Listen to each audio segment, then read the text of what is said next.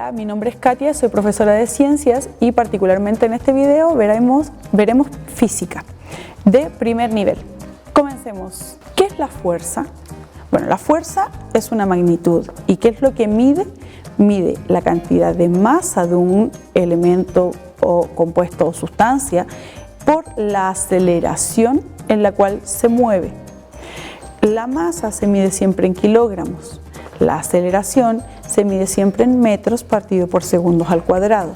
La multiplicación entre esto nos va a dar la fuerza. Fuerza, capacidad de realizar un trabajo físico. Apliquemos la fórmula.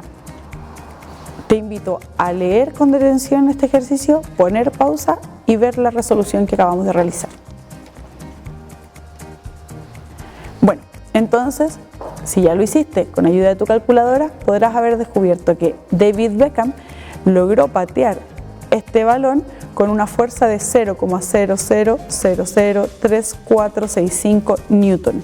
Recuerda que la unidad de medida de la fuerza es el newton, que es los kilogramos por metros al partido segundo cuadrado. ¿Qué tipos de fuerza tenemos? Tenemos la fuerza normal.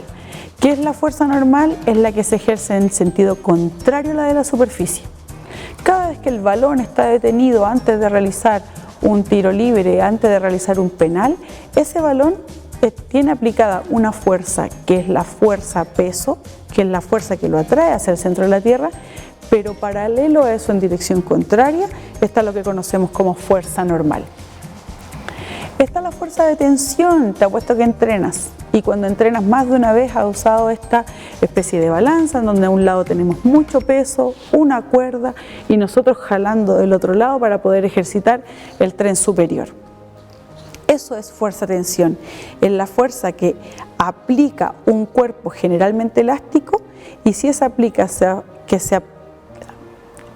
fuerza que se aplica es igual en ambos extremos, este logrará tener al medio una tensión.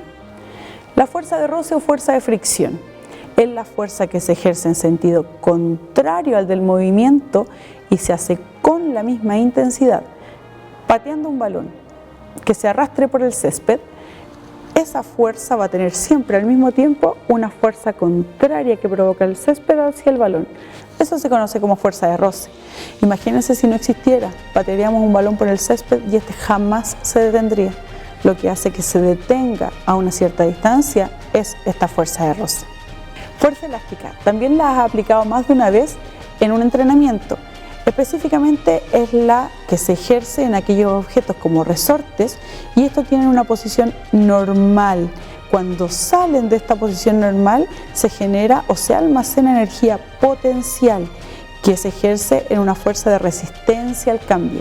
Cuando yo estiro estos elásticos ellos se oponen a esta fuerza, almacenan energía que logran que vuelva a su posición original. Fuerza gravitatoria es la fuerza que se ejerce en la Tierra y que es la que hace que la Tierra gire alrededor del Sol y a su vez es la que hace que nosotros no salgamos eyectados o estemos flotando en nuestro día a día. En términos prácticos es la fuerza que nos atrae al centro de la Tierra. Fuerza aplicada o fuerza de empuje.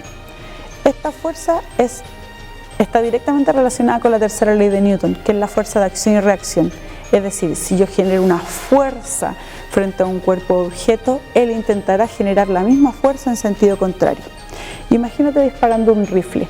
Si yo quiero disparar un rifle, ese rifle a su vez, cuando salga la bala, ejercerá la misma fuerza en sentido contrario y eso hace que me desestabilice. O patear un balón. El balón va a ejercer una pequeña fuerza en dirección contraria al estarla pateando. ¿Qué es el trabajo? El trabajo no es nada más que la fuerza aplicada sobre un cuerpo u objeto para generar un determinado movimiento. Trabajo se simboliza con la letra W, que en inglés es work, y se mide en joules o julios, como desees llamarlo. ¿Cómo se obtiene el trabajo? Simbolizado con W, medido en Newton, se obtiene multiplicando la fuerza que se aplicó sobre ese cuerpo u objeto por el desplazamiento medido en metros. ¿Cuánto logró desplazarse ese objeto? Ejemplo. Te invito nuevamente a poner pausa, leer el ejemplo y poder entender cómo aplicamos la fórmula que fue demostrada anteriormente. Bueno, entonces te dará como resultado que el valor del trabajo realizado para patear este balón fue de 14 joules. Movimientos circulares o movimientos rectilíneos. Un movimiento rectilíneo o un movimiento circular, finalmente la palabra movimiento hace alusión a el cambio en la posición de un cuerpo u objeto. Cuando este cambio en la posición es en línea recta, hablaremos de un movimiento rectilíneo. Los puntos por donde fue pasando este objeto cuando cambió de posición se conocen con el nombre de trayectoria. Un movimiento rectilíneo será, como su nombre lo indica, en línea recta. Para poder trabajar con estos movimientos rectilíneos lo asociamos mucho a la velocidad. Una velocidad se mide en movimiento rectilíneo. ¿Qué es la velocidad? Va a ser el cambio de posición que tenga un objeto con respecto al tiempo que tardó en cambiar de posición. La fórmula de velocidad es posición partido por tiempo. Posición que podemos medir en metros y tiempo que podemos medir en segundos. Si queremos saber la velocidad alcanzada, podemos graficar. Te presento en esta diapositiva la forma que podemos graficar esto. X significa posición, XY será posición inicial, XF posición final, TI tiempo inicial, TF tiempo final. En esta diapositiva te muestro cómo un balón alcanza un cambio en su movimiento, es decir, tiene una trayectoria, a velocidades que van variando en el tiempo. Calculemos. Velocidad será igual, posición final menos posición inicial, es decir, al principio estaba la posición final fue a los 5 metros con un tiempo de 10 segundos y la inicial 3 metros con un tiempo de 5 segundos. Hacemos la resta de los 5 metros menos los 3 metros, lo que nos da 2 metros en total, y 10 menos 5 segundos nos da 5. Esta división nos da 0,4 metros partido por segundo. Esa sería la velocidad de ese balón. La aceleración no es muy diferente a la velocidad, solo que ahora en vez de ver posición versus tiempo, hablaremos de velocidad versus tiempo. ¿Cuánto fue el cambio de velocidad en un tiempo determinado? A eso se le conoce como aceleración y la fórmula te la presento en esta diapositiva. Es importante que te fijes que cada vez que estudias de fuerza, aceleración, velocidad, algunos tienen un vector. Un vector es esta flechita que está en la parte superior de la B o de la A, tanto en velocidad como en aceleración. El vector nos está indicando que a este movimiento le importa la fuerza y el sentido de la dirección, hacia dónde se está moviendo, hacia arriba, hacia abajo, derecha o izquierda. ¿Esto por qué es importante? Porque existen diferencias. La dirección es el movimiento que se provoca, es la línea recta del cuerpo. Da lo mismo si es hacia la derecha o hacia la izquierda, hacia arriba o hacia abajo. En cambio, el sentido sí tiene directa relación con hacia dónde se dirige. Esto en un plano cartesiano es que hacia arriba nos dará positivo, hacia abajo negativo, derecha positivo, izquierda negativo. Como te presento en este Power, verás a una niña A jugando tenis con una niña B. Si la niña A lanza y la niña B lanza de vuelta, el sentido es completamente distinto. Hacia un lado será positivo, de A a B, y hacia un lado será negativo, de B a A. Pero la dirección en ambos casos fue la misma línea recta. Movimiento circular es muy similar al rectilíneo, solo que en este caso la trayectoria de este cuerpo u objeto se realiza de manera circular, es decir, su punto de inicio es exactamente igual a su punto final. Es importante saber qué es un momentum. El momentum se conoce como la cantidad de movimiento. ¿Cuánto movimiento ocurrió cuando se realizó cierta fuerza, con cierta masa y a cierta velocidad? La forma de calcular el momentum se simboliza con la letra P y esta letra P se calcula con masa por velocidad. Calor y temperatura suenan parecido, no son lo mismo. El calor es una energía, es la energía total que tengan las partículas de un cuerpo. Mientras mayor sea el movimiento de partículas, mayor será el calor, ¿sí? Pero el calor también se puede medir como la transferencia entre dos cuerpos. Si tenemos una taza con un café caliente y una cuchara en ella, al pasar unos minutos esta cuchara también se calentará. Esto es porque el movimiento de las moléculas del café movió las partículas también de la cuchara, calentando el metal. En cambio, la temperatura es una magnitud. La temperatura medirá la cantidad y la intensidad de calor transferido entre dos cuerpos, sustancias u objetos.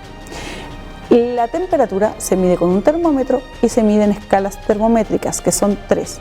Escala Celsius, que fue fabricada a partir del agua, escala Fahrenheit, fabricada a partir de cloruro de amonio, y escala Kelvin, también conocida como escala 0.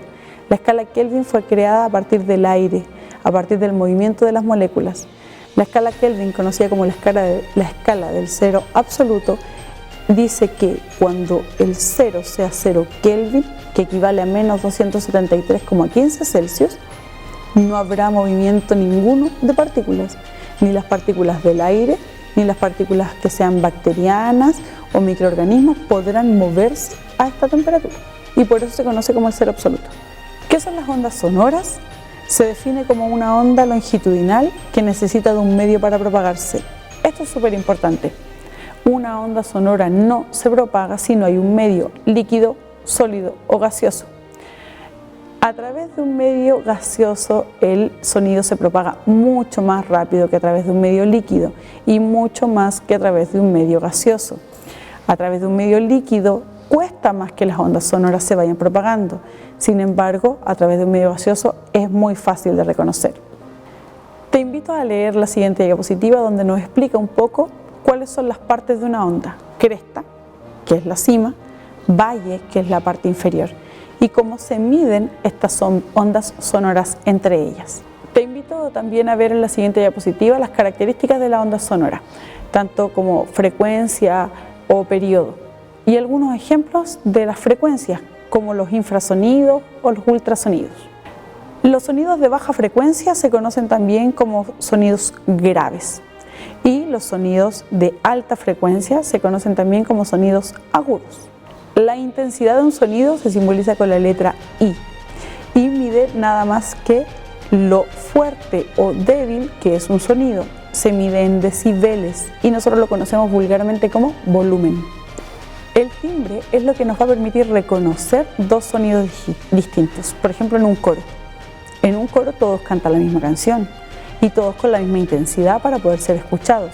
Sin embargo, nosotros podemos dimensionar que dentro de ese coro van a haber tonos graves, agudos, tonos que se llaman barítonos y que pueden demostrarnos que hay distintas personas cantando en este coro.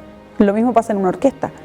El sonido del violín, de la guitarra o de la trompeta, si bien están en la misma onda sonora y si bien están con la misma nota musical, nosotros podremos reconocer los diferentes tipos de sonidos que hay.